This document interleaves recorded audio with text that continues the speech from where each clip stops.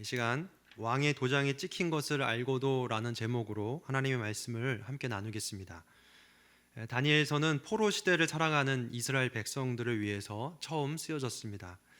나라를 빼앗겼을 뿐만 아니라 계속해서 신앙의 도전과 위협을 받으며 살아갈 수밖에 없는 이 포로들에게 과연 이 포로 시대를 어떻게 살아가야 할 것인가, 그 질문에 답을 주기 위해서 이 다니엘서가 쓰여진 것입니다.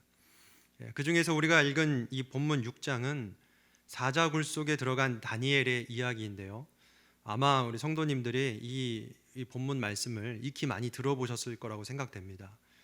간단하게 줄거리를 요약해서 말씀드리자면 이렇습니다. 페르시아 다리오 왕 때 다니엘은 능력을 인정받아서 총리가 됩니다. 왕 바로 밑에 총리 3명이 있었는데 그중 1명이 된 것이죠. 그러나 다니엘은 다른 총리들과 고위 관료들에게 시샘과 견제를 받는 입장에 놓입니다. 어떻게 해서든지 꼬투리를 잡아서 다니엘을 제거하고자 하는 그런 세력들이 있었는데요, 다니엘은 먼지 하나 나지 않는, 털어서 먼지 하나 나지 않는 그런 사람이었기 때문에 그들은 이 다니엘을 결코 넘어뜨릴 수가 없었습니다. 결국에는 다니엘의 정적들이 방법을 바꾸죠. 종교적인 문제로, 율법의 문제로 그를 걸어 넘어뜨리면, 음모를 꾸미면 분명히 넘어질 것이다, 그렇게 계획을 세우고 음모를 꾸밉니다. 결국 우리가 잘 아는 것처럼 다니엘은 사자굴에 던져지게 되죠. 물론 하나님께서 다니엘을 보호하셔서 이 사자굴로부터 구해내시지만 어쨌든 이 다니엘은 사자굴에 던져지게 되는 신세가 됩니다. 이것이 다니엘서 6장 전체의 줄거리입니다.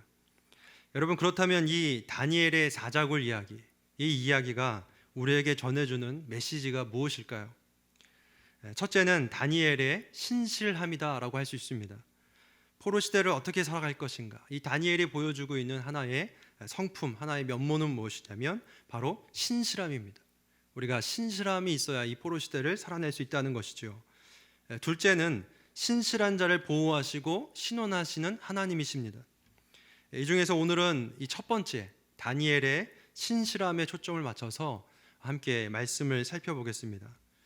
본문에서 다니엘의 신실함을 잘 보여주는 대목이 있습니다. 먼저 5절 말씀인데요, 우리 함께 읽겠습니다. 시작. 그들이 이르되 이 다니엘은 그 하나님의 율법에서 근거를 찾지 못하면 그를 고발할 수 없으리라 하고. 다니엘의 정적들이 다니엘의 흠을 찾다 못해서 했던 말이 바로 이 5절입니다. 그를 고발할 방법이 전혀 없으니까 율법의 문제로 한번 걸어보자. 왜죠? 이 다니엘이 율법으로는 흠이 있어서 그렇습니까? 그렇지 않습니다. 이 다니엘이 절대로 율법을 어길 사람이 아니라는 것을 이 정적들이 잘 알고 인정한 것이죠. 그러니까 이 다니엘은 매사에 율법에 있어서는 늘 그것을 지키고자 노력했고 율법에 신실한 삶을 살았다라는 것을 이 정적들의 입을 통해서 우리가 잘 알 수 있습니다. 여러분, 우리가 이 신실함에 대해서 이야기하고 있는데 오늘 이 본문에서 말씀하는 것처럼 무엇에 대해서 신실해야 하는가, 우리가 어떤 대상을 향해서 신실해야 하는가, 뭐였죠? 다니엘의 경우는 율법에 대한 신실함이었습니다. 오늘날 우리로 말하자면 하나님의 말씀에 대한 신실함이다라고 할 수 있습니다. 바로 하나님의 성경, 이 성경 말씀에 대해서 신실해야 한다라는 것이죠. 성경을 우리의 최고의 권위로 삼고 성경을 우리의 삶의 유일한 기준으로 삼고 살아야 함을 말씀해주고 있습니다. 카톨릭과 개신교가 결정적으로 차이나는 점이 있다면, 다른 점이 있다면 바로 이 점입니다. 카톨릭에서는 교회와 교황을 최고의 권위로 삼습니다. 성경도 교회가 인정했기 때문에 권위가 있다고 보는 것이죠. 그러니까 교회와 교황이 가장 위에 있습니다. 그들은 교회와 교황에게 충성을 해야 된다라고 말합니다. 나중에 보시면 아시겠지만 충성하다라는 말과 신실하다라는 말은 같은 말입니다. 그래서 성경에 없는 내용도 교회가 승인하면, 교황이 승인하면 그것이 교리가 되죠. 그것이 카톨릭의 법입니다. 그리고 그것이 가장 큰 카톨릭의 문제입니다. 그러나 개신교는 어떻습니까? 교회에 충성하는 것이 아니라 성경에 충성하는 것이죠. 우리는 교회의 대표적인 누군가에게 충성하는 것이 아니라 오직 하나님의 말씀에만 충성하는 사람들입니다. 모두가 하나님의 말씀 앞에서 동등하게, 그 말씀 앞에 충성해야 되는 것이죠. 포로들은 땅과 주권을 빼앗기고 외세의 통치를 받아야 하는 사람들이었습니다. 억압받는 사람들, 외부의 힘이 좌지우지하는 그런 사람들이었죠. 그러다 보면 당연히 성경과 상충되는 무언가를 강요받기도 했습니다. 그 일로 인해서 위협을 받거나 목숨까지 잃는 그러한 일들이 많았습니다. 오늘 다니엘서에서 보여주는 이야기처럼 말입니다. 그런 상황 속에서 이 포로 이스라엘 백성들이 과연 무엇을 우위에 두며 살아야 할 것인가? 그들이 무엇을 가장 중요하게 생각하며 살아갈 것인가? 다니엘을 통해서 보여주는 것은 무엇이냐면 하나님의 말씀을 붙들면서 살아야 한다. 그 말씀이 그들에게 가장 권위 있는 그러한 기준이 되어야 한다라는 것을 분명히 보여줍니다. 심지어 궁지에 몰리는 상황에 있다 할지라도, 손해보는 상황에 있다 할지라도 말씀을 선택하는 삶, 그것이 오늘 성경에서 말씀해주고 있는 신실함이고 오늘날 살아가는 그리스도인들이 가져야 할 신실함입니다.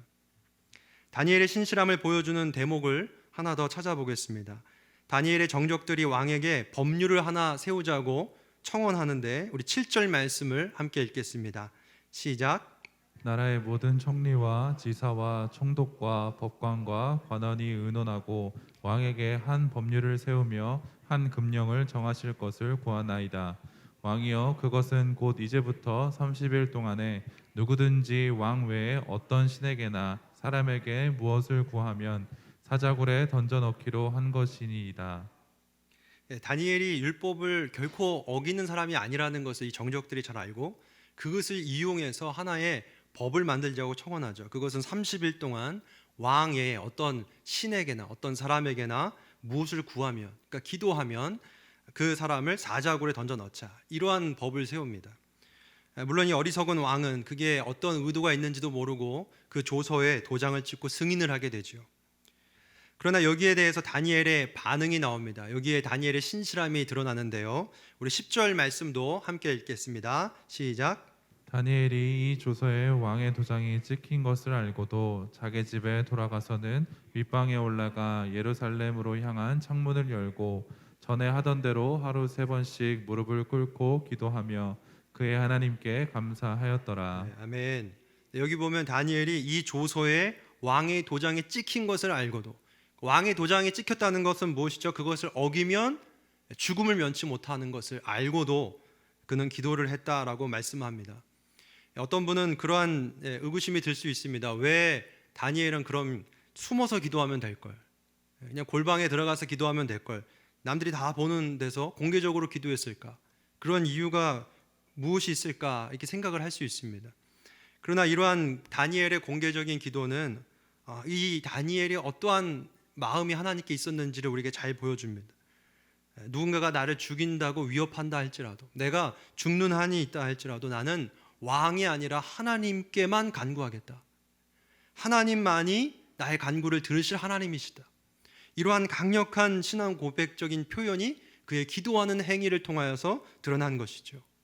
왕이 아닌 하나님께만, 그리고 율법에만 충성을 다하겠다라는 다니엘의 강한 의지가 잘 드러나고 있습니다. 이렇게 다니엘의 신앙에는 그의 신실함이 중심이 되었습니다. 오늘날 많은 그리스도인들이 그저 교회를 다니는 것, 그저 주일마다 예배를 잘 드리는 것, 헌금을 잘 드리는 것만으로 나는 잘 믿고 있다라고 말을 합니다. 그러나 다니엘을 통하여서 볼 수 있는 것은 무엇이냐면 믿음에 있어서 그 중심에 뭐가 있어야 된다는 겁니까? 신실함이 있는 믿음. 그것이 하나님께서 인정하는 믿음이라는 것을 우리에게 잘 말씀해주고 있습니다. 우리가 살고 있는 이 시대는 신실함을 그렇게 중요하게 생각하지 않는 그러한 시대를 살고 있습니다. 많은 사람들은 이 신실함보다 이 세상이 움직여지는 원리가 하나 있는데 바로 효율성이라는 원리. 그러니까 많은 사람들이 중요하게 생각하는 원리가 이 효율성이라는 원리입니다. 효율성이 무엇입니까? 들인 노력과 얻은 결과의 비율을 뜻하죠. 내가 어느 정도 노력을 들였으면 그 이상으로 결과가 나온다. 그러면 효율성이 높은 겁니까? 낮은 겁니까? 효율성이 높은 거죠. 내가 이만큼의 노력을 들였는데 결과가 그만큼 되지 않는다. 그러면 어떤 거죠? 효율성이 낮은 것이죠. 그래서 사람들은 효율성이 높은 일을 하기를 원합니다. 효율성이 높으면 잘했다. 그런 일을 하면 참 지혜롭게 했다, 성공했다, 이렇게 말합니다. 적은 돈을 가지고 많은 돈을 불리는 거, 그럼 뭐 어떻습니까? 그 사람 잘한 거죠. 그 사람 참 지혜롭다, 성공했다, 이렇게 말합니다. 많은 노력을 들이고도 별 큰 대가를 받지 못합니다. 인정을 받지 못합니다. 그러면 어떻게 말합니까? 참 어리석다, 참 부족했다, 이렇게 평가하는 것, 이 효율성으로 나의 삶을 평가하고 내 기준을 삼는 것이 오늘날 우리들의 모습이 되어버렸습니다. 그러나 과연 그 사람이 한 일이 과연 정당했는가? 이것은 따져보지 않죠. 과연 그 사람이 한 일이 옳았는가? 마땅했는가? 이 질문에는 별 관심을 갖지 않고 우리가 한 일이 과연 효율성이 있었는가? 여기에 중점을 찍고 있는 삶을 우리가 많이 살 때가 있습니다. 심지어는 신앙에 있어서도 그러한 모습을 보일 때가 있죠. 내가 하나님께 드린 신앙 대비 하나님께서 나에게 얼마나 응답하셨는가? 하나님께서 내가 하나님 앞에 믿음대로 살려고 이만큼 노력했는데 하나님은 내게 얼마나 무언가를 해줬을까? 얼마나 해주셨을까? 이것을 내 신앙의 기준으로 삼고 그것에 따라서 하나님께 감사하기도 하고 하나님을 원망하기도 하고 하는 그러한 삶을 우리가 살 때가 많이 있습니다. 효율성이 떨어지는 신앙은 우리가 좀 시험에 빠지기 쉽죠. 하나님께 드린 믿음, 거기에 대비해서 하나님이 내게 주신 것이 없을 때 금방 넘어지고 또 주변 사람들도 넌 뭘 잘못했니? 라고 그 효율성의 관점에서만 신앙을 볼 때가 참 많이 있습니다. 그러나 여러분, 신앙은 효율성의 관점에서 볼 수 없다는 것을 성경은 잘 보여주고 있습니다. 성경은 효율성이 아니라 신실함에 두고 우리가 이 신앙을 생각해야 된다라고 누차 말씀하고 있죠. 우리가 믿는 이유는 노력 대비 높은 산출을 얻기 위해서 믿는 것이 아닙니다. 우리가 왜 하나님을 믿습니까? 왜 우리가 성경을 믿습니까? 그것이 마땅하기 때문이죠. 그것이 절대적인 기준이기 때문입니다. 포스트 모더니즘 시대에는 마땅하다라는 말을 싫어합니다. 뭔가 절대적인 기준이라는 것을 싫어합니다. 마땅한 것이 어디 있습니까? 모든 것이 상대적인데 그게 오늘날 포스트 모더니즘이 말하는 것이죠. 그러나 성경은 우리에게 마땅한 것이 있다라고 말합니다. 피조물의 본분이 있다라고 말합니다. 그렇죠? 사람에게 어떻게 살아야 할지 그 기준이 있다라고 말합니다. 시편 95편 1절부터 6절까지 말씀을 우리가 쭉 보면은 그런 내용이 나옵니다. 우리 이 말씀이 좀 길지만 우리 함께 읽어보겠습니다. 시작. 오라 우리가 여호와께 노래하며 우리의 구원의 반석을 향하여 즐거이 외치자. 우리가 감사함으로 그 앞에 나아가며 시를 지어 즐거이 그를 노래하자. 여호와는 크신 하나님이시요 모든 신들보다 크신 왕이시기 때문이로다. 땅의 깊은 곳이 그의 손안에 있으며 산들의 높은 곳도 그의 것이로다. 바다도 그의 것이라. 그가 만드셨고 육지도 그의 손이 지으셨도다.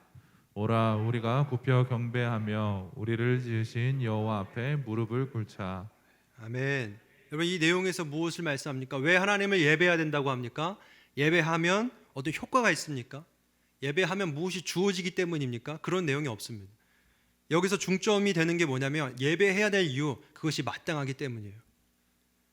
피조물이 창조어 주께 굽혀 경배하는 것, 무릎 꿇어서 그분에 대한 존경을 드러내고 그분을 예배하는 것이 어떻다는 겁니까?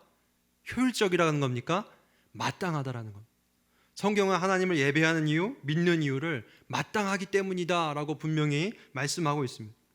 사랑하는 성도 여러분, 여러분에게 주어진 모든 문제에 있어서, 인생에 맞닥뜨리는 모든 문제에 있어서 우리가 자꾸 효율성에 두고 그 문제를 결정하고 선택할 때가 많이 있습니다. 습관적으로 그렇죠. 그러나 우리가 믿는 자라면 효율성이 아니라 무엇이 마땅한가를 고민해 보시길 바랍니다. 내가 어떠한 직업을 선택하든지 내가 어떠한 투자를 하더라도 과연 효율성이 있는가 보다 무엇이 더 마땅한가, 무엇이 하나님께 신실한 결정인가, 그것을 우리의 마음의 기준으로 삼고 살아가는 여러분들이 되시길 바랍니다. 다니엘이 조서에 도장이 찍혔다는 것을 알고도, 그걸 알았다는 것은 이것이 손해가 분명히 있다라는 것을 알고도 공개적으로 기도하는 것은 세상의 관점으로 보면 효율성이 굉장히 떨어지죠. 어리석죠. 왜 그런 짓을 합니까? 그렇게 기도한다고 얻어지는 것이 없는데 왜 그런 일을 합니까?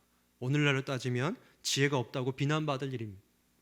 그러나 다니엘은 효율성이 아닌 마땅한 바를 쫓아 행했습니다. 그것을 선택했죠. 그것이 다니엘이 보여준 신실함이었던 것입니다. 며칠 전에 어떤 신문에서 신간을 소개하는 글을 읽어본 적이 있습니다. 거기에 냉전의 마녀들이라는 책을 소개하는데요. 한국 전쟁이 한창이던 1951년에 국제민주여성연맹에서 그 한국 전쟁의 어떠한 실태, 그 비참함을 세계에 알리기 위해서 조사단을 꾸립니다. 이 조사단에는 덴마크, 체코슬로바키아, 또 이탈리아, 네덜란드, 영국 같은 18개 나라에서 총 21명의 여성들로 이루어져 있었습니다. 그래서 이 여성들은 한국의 내개조로 들어와서 이 한반도에서 이루어지고 있는 비참한 현실들을 낱낱이 조사했습니다. 거기에는 전쟁 가운데 벌어지는 폭력, 학살, 특히 여성들과 아이들이 당하는 이 고통들, 그런 점들을 아주 중점적으로 조사를 해서 7개의 언어로 그것을 번역해서 책으로 출간했다라고 합니다. 이 여성들은요, 이 변호사, 정치가, 교수, 잡지 편집장 같은, 그러니까 소위 인텔리, 그러니까 잘 나가는 사람들이었습니다. 그런데 그 사람들이 이러한 일을 왜 했을까요? 그 사람들이 그 나라로, 자기 나라로 들어가서 어떠한 일을 당했냐면 자기의 당국에서 배신자라는 소리를 듣고 체포를 당하고 이 온갖 박해를 받았다고 합니다. 왜 이러한 일을 당했죠? 이 전쟁의 실태를 알린다는 것은 전쟁을 벌인 당사국들에게 불리한 일이기 때문이죠. 전쟁의 실태를 알릴 때에 이 전쟁이 옳지 않습니다, 이런 말을 해야 되는데 전쟁을 벌인 나라들은 어떻죠? 그런 얘기를 들으면 안 되죠. 그게 언론에 나타나면 안 되죠. 그럼에도 불구하고 이 여성들은 전쟁이 일어나면 안 된다, 전쟁은 이렇게 잔혹한 것이다 라는 실태를 알리기 위해서 하나의 신념을 갖고 자기의 모든 것을 잃어버릴 수 있는, 실제로 잃어버렸죠. 그러한 상황에 처함을 알고도 자기들이 원하는, 자기들이 마땅하다고 생각하는, 옳다고 생각하는 바를 위해서 불이익을 감수했던 것입니다. 그래서 아까 책 제목이 냉전의 마녀들이라고 하는데 이 여성 21명이 다 자기 본국에 들어가서 마녀 사냥 당하듯이 온갖 정죄를 당하고 온갖 박해를 당하고 온갖 음모에 시달렸다고 합니다. 그래서 냉전의 마녀들이죠. 여러분, 이 책을 소개하는 기자의 글의 끝부분을 보면 이런 문구가 있습니다. 그들은 신념을 굽히느니 마녀들로 남는 길을 선택한 것이다. 용기 있게 선택한 것이죠. 자기들의 신념을 위해서. 여러분, 효율성으로 따지면 그들이 얼마나 어리석습니까? 그들이 얼마나 어리석은 삶을 살았습니까? 소위 잘 나가는 사람들이 왜 그런 일을 합니까? 그것이 옳다라고 생각하는 신념, 그 신념을 따라서 그들이 그런 일을 행했던 것입니다. 저는 이 기사의 소개글을 보면서 우리 그리스도인들이 한 이 여성들과 얼마나 유사한가를 저는 생각해 보았습니다. 우리 그리스도인들이, 이 여성들이 다 그리스도인이었다는 말이 아니라 이 여성들의 삶의 방식이 오늘 우리가 살아야 하는 그리스도인의 방식과 얼마나 유사한가. 그리스도인이야말로 효율성이 아닌 신념을 따라 살아야 하는 사람들인 줄 여러분 믿으시기 바랍니다. 우리는 효과를 따라 사는 사람이 아닙니다. 돈 되는 일을 쫓아 사는 사람들이 아닙니다. 신세에 유익한 일, 좋은 일, 이해관계를 따지며 사는 사람들이 아닙니다. 그거는 세상 사람들이 그렇게 살고 있는데 오히려 우리는 그들에게 그렇게 사는 것이 참된 인생의 삶을 살아가는 방법이 아니라는 것을 보여줘야 하는 사람들입니다. 마땅한 것이 있다라는 것, 우리가 마땅히 믿고 살아가야 하는 것이 있다라는 것을 보여주며 살아야 하는데 그것이 무엇을 통해 드러납니까? 우리의 신실한 결정을 통하여, 신실한 삶을 통하여 드러나는 것이죠. 하나님이 뜻하신 일, 성경에서 말씀하는 바를 이 세상에서 용기 있게 실천하며 사는 것, 그것이 그리스도인들이 가져야 할 신실함임을 기억하시길 바랍니다. 다니엘의 신실함을 보여주는 대목이 하나 더 있습니다. 우리 본문 4절 말씀을 함께 읽겠습니다. 시작. 이에 총리들과 고관들이 국사에 대하여 다니엘을 고발할 근거를 찾고자 하였으나 아무 근거, 아무 허물도 찾지 못하였으니 이는 그가 충성되어 아무 그릇됨도 없고 아무 허물도 없음이었더라. 여기 보면 다니엘이 충성되었다라고 합니다. 그러니까 원어를 보면 아람어로 되어 있는데 이것이 믿다라는 동사의 수동태입니다. 그러니까 믿을만하다라는 뜻이죠. 이 믿을만하다라는 뜻이 신실하다, 충성되다라는 그런 뜻으로 다 번역이 됩니다. 그러니까 이런 말들이 다 같은 의미죠. 그러면 다니엘은 충성됐고 신실한 사람이었는데 어떤 면에서 신실한 사람이었다고 합니까? 우리 4절 앞부분에 보면 뭐에 대해서 그렇다고 합니까? 국사에 대해서라고 합니다. 국사 나라 일이죠. 다니엘은 당시에 고위 공직자였습니다. 총리였습니다. 그러니까 그는 공무원으로서 나라 일을 하면서 이렇게 믿음직스럽게 신실하게 자기 일을 수행해 나갔다라는 것이죠. 이것을 그 정적들도 심지어 인정할 정도로 신실했습니다. 우리가 신실함에 대해서 얘기할 때 많은 분들이 오해하는 것은 신앙적인 영역이 있다라고 생각합니다. 쉽게 종교 행위, 기도하는 행위, 말씀을 읽는 행위, 교회에서 섬기는 행위, 거기에 국한시켜서 신실함을 좀 좁게 생각합니다. 그러나 오늘 본문에서 다니엘이 보여주는 신실함은 무엇이냐면 어떤 영역에 국한된 신실함이 아니라 자기의 삶 전체에 미치는 신실함입니다.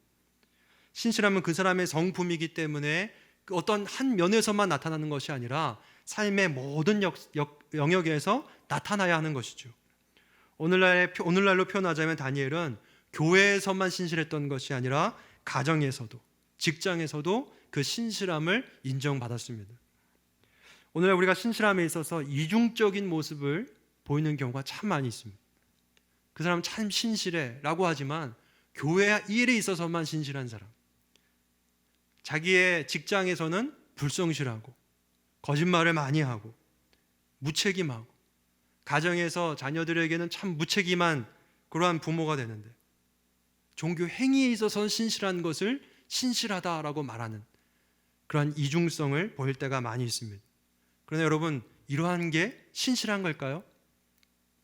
정말 신실한 것이 이렇게 구분될 수 있을까요? 여러분, 그렇지 않습니다. 모든 영역에서 정치인이라면 신실한 정치인이 되어야 합니다. 어떤 사업가라면 믿을 만한 사업가가 되어야 합니다. 직장인이라면 누가 봐도, 정말 우리의 적이 봐도, 나를 견제하는 그 세력이 봐도 저 사람은 신실해, 그걸로는 저 사람한테 문제 삼을 수 없어. 여러분, 이러한 평가를 받고 세상에게 도전을 줘야 하는 그런 그리스도인들이 되어야 하지 않겠습니까? 2020년 2월에 기윤실에서 기독교윤리 실천 운동본부에서 전국의 성인을 대상으로 한국교회 사회적 신뢰도라는 그 주제로 설문조사를 한 적이 있습니다. 아마 설교 때 많이 인용이 되었기 때문에 여러분들이 많이 아실 텐데요. 거기에 이런 질문이 있었습니다. 기독교인의 말과 행동을 신뢰하는가? 이 질문은 기독교인뿐만 아니라 여러 그냥 종교에 상관없이 질문한 것이죠. 이 질문에 65.3%가 신뢰한다고 답했을까요? 신뢰할 수 없다고 답했을까요? 제가 질문하는 이유가 있겠죠. 65.3%가 신뢰할 수 없다라고 답을 했습니다. 절반도 아니라 훨씬 절반이 넘은 사람이 기독교인들의 말과 행동을 신뢰할 수 없다. 그들의 말을 신뢰할 수 없고 그들의 행동을 신뢰할 수 없다는, 얼마나 많은 사람들이 우리 기독교를 이렇게 보고 있는지 모릅니다. 2021년도 조사는 더 심각해서 제가 여기서 말을 하지 않겠습니다. 기독교인들이 가장 먼저 보여줘야 될 것은 우리가 믿음 있는 사람들 아닙니까? 믿음을 수동태로 바꾸면 신실한 사람들입니다. 그렇죠? 그런데 그 신실함으로 자랑할 수 없는 사람들이 됐어요. 신실함으로 뭔가를 보여줄 수 없는 사람들이 된 것입니다. 믿지 못하는 사람들. 저는 이것을 바꾸어 말하면 진짜 믿음이 없는 사람들. 다니엘서 6장 뒷부분을 보면 이러한 모든 것에 대해서 6장 23절 끝을 보면요, 이는 그가 자기 하나님을 믿음이었더라. 그러니까 이 모든 일, 신실함의 다니엘의 그 성품을요, 뭐라고 말하냐면 이는 자기 하나님을 그가 믿음이었더라. 그러니까 믿음이 뭐냐면요, 신실한 거예요. 믿음을 신실하다고 말하는데 믿음 있는 우리가 세상 사람들이 볼 때 믿음 없는 사람처럼 보이는 거예요. 그래서 믿지 못하고 맡길 수 없고 충성됐다라고 말할 수 없는 사람들이 되어버린 것입니다. 여러분, 오늘날 우리가 먼저 회복해야 할 것이 있다면 물질이 아닙니다. 우리가 먼저 회복해야 될 것이 있다면 세상 가운데 우리의 위치가 아닙니다. 영향력이 아닙니다. 신실함이 되어야 할 줄 믿으시길 바랍니다. 종교 행위만이 아니라 우리 사람 전체가, 전 인격이 하나님 앞에 신실하고 세상을 향해 신실한 그러한 그리스도인들이 다 되시기를 주님의 이름으로 축복합니다. 다니엘을요, 너무 결과로만 보는 경향이 많이 있는데 그가 총력기 때문에 하나님 쓰시지 않았겠습니까? 그렇죠? 그가 능력이 있으니까 하나님 쓰시지 않았겠습니까? 그런데요, 오늘 성경은요 거기에 초점을 맞추지 않습니다. 그가 신실했기 때문에 하나님이 그를 쓰셨습니다. 하나님 내게 지위를 주십시오, 돈을 주십시오. 그러면 하나님 일을 하겠습니다. 순서가 바뀌었죠. 하나님 나를 신실하게 해주십시오. 신실하면요 하나님이 자연스럽게 쓰시는 겁니다. 여러분, 능력 있는 사람, 성공 있는 사람을 쫓아 사는 것보다 신실한 사람, 그런 사람이 되시기를 바랍니다. 여러분, 그렇다면 다니엘은 어떻게 신실할 수 있겠는가? 이제 마지막에 이 마지막 질문을 던지고 그 답을 좀 간단히 찾아보고 말씀을 마치려고 하는데요, 여러 가지 유혹도 많고 위협도 많았을 텐데 그 포로의 시대 때 어떻게 그는 그 신실함을 유지하며 끝까지 믿음 있는 모습을 보일 수 있었을까? 10절 말씀, 우리 다시 한번 이 말씀을 함께 읽겠습니다. 시작. 다니엘이 이 조서에 왕의 도장이 찍힌 것을 알고도 자기 집에 돌아가서는 윗방에 올라가 예루살렘으로 향한 창문을 열고 전에 하던 대로 하루 3번씩 무릎을 꿇고 기도하며 그의 하나님께 감사하였더라. 네, 여기 보면 눈에 띄는 문구가 있습니다. 전에 하던 대로입니다. 전에 하던 대로. 어느 날 갑자기 다니엘이 믿음이 확 생겨서 신실하게 살았던 게 아니면, 신실하다라는 말 자체가 그런 뜻이 아니죠. 그는 매일매일 기도를 했어요. 매일매일. 그럼 무엇을 위해 기도했을까요? 다시 이 말씀을 보면 예루살렘으로 향한 창문을 열고라는 문구를 일부러 넣었습니다. 이게 뭘 의미할까요? 다니엘이 기도했던 내용은요, 그냥 보통 기도가 아니에요. 그냥 내게 무엇을 좀 주십시오, 주님 나를 좀 살려주십시오, 그런 기도가 아니라 예루살렘을 향한 기도였습니다. 열왕기상 8장 48절을 보면 이런 말씀이 있습니다. 자기를 사로잡아간 적국의 땅에서 온 마음과 온 뜻으로 주께 돌아와서 주께서 그들의 조상들에게 주신 땅, 곧 주께서 택하신 성읍과 내가 주의 이름을 위하여 건축한 성전이 있는 쪽을 향하여 주께 기도하거든. 여기 보면 건축한 성전이 있는 쪽, 여기가 어디입니까?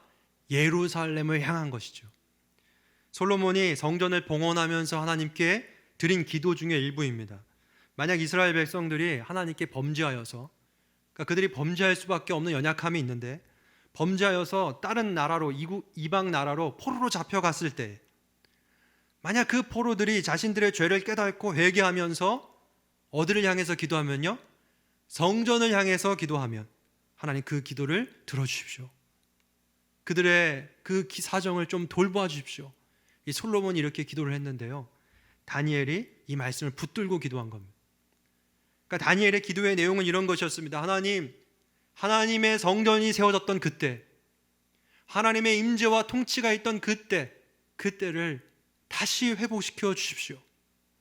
다시 하나님이 이 이방 나라 땅이지만, 성전은 무너졌지만 이곳에서 하나님의 임재와 통치가 있기를 원합니다.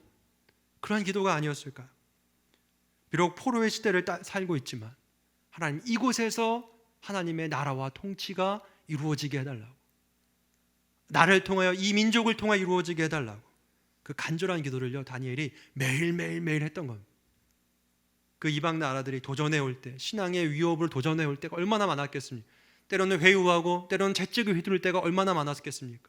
그 하루하루 그 유혹을 이겨내기 위해서 그는 하나님의 통치와 임재를 구했는데 하나님은 그 통치와 임재를 그에게 경험시켜 주셨고, 그 경험을 통해 삶에 나타난 열매가 바로 신실함이었던 것이죠.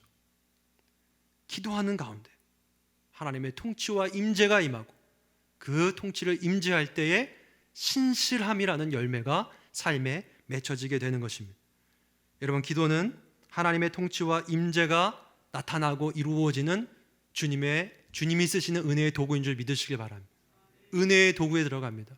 종교개혁자들이 은혜의 도구로 기도와 말씀을 꼽습니다. 기도는 은혜의 도구예요. 하나님의 통치가 나를 통해 이루어지게 하는 은혜의 도구입니다. 여러분, 예수님도 그러셨죠. 십자가 죽음을 앞두시고 겟세마네 동산에서 예수님이 무엇을 하셨습니까? 기도시죠. 그 기도를 보면 예수님이 이렇게 기도하십니다. 이 잔을 내게서 지나가게 하옵소서. 이것이 예수님께서 기도 가운데 붙들었던 그 심정입니다. 이게 무슨 말입니까? 이 잔이 무엇입니까? 앞으로 예수님이 당할 고난의 잔이죠. 십자가 고통, 그 죽음이 눈앞에 있는데 예수님이 너무나도 마음이 힘들었던 거예요. 그 고통을 피하고 싶죠. 그것이 예수님의 사실은 마음이었을 겁니다. 피할 수 있겠습니까? 이 잔을 좀 지나가게 해주십시오. 그런데 주님이 기도했던 내용은 이겁니다. 기도한 이유가 이것이죠. 그러나 나의 원대로 마옵시고 아버지의 원대로 하옵소서. 내 뜻이 이루어지는 것이 아니라, 나는 이렇게 하고 싶지만, 나는 이 고난을 피하고 싶지만 내 원이 아니라 아버지의 원, 그 뭐죠? 아버지의 뜻이고 아버지의 통치고 말씀이 그대로 이루어지는 것이죠. 그것만이 이루어지게 해달라고 예수님도 간절히 기도하셨는데, 마가복음에 보면 이 기도를 2번이나 반복했다라고 그렇게 말씀합니다. 무슨 뜻입니까? 아버지의 원이 이루어지는 것, 그것이 그만큼 힘들다라는 것이죠.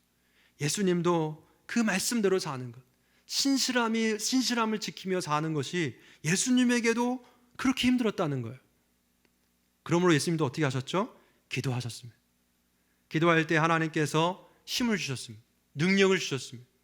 예수님을 붙잡아 주셨습니다. 여러분, 예수님도 그 신실함을 위해 기도하셨다면 오늘 우리에게는 어떻습니까? 우리도 기도하면 주님께서 힘을 주실 줄 믿습니다. 신실한 삶을 경험시켜 주실 줄 믿습니다. 여러분, 우리가 신실한 삶을 살아야 합니다. 기도할 때에 주님은 그 삶을 살 수 있는 능력을 주십니다. 하나님의 나라의 통치와 임재를 경험하게 해주십니다. 우리가 천국의 비밀이라는 주제로 세일의 특별 새벽 부흥회를 진행하고 있는데요, 이 부흥회를 통하여서 천국의 비밀을 우리가 알게 될 뿐만 아니라 그 나라를 우리의 삶 속에 신실하게 살아내는 그런 은혜가 여러분들에게 있기를 주님의 이름으로 축복합니다.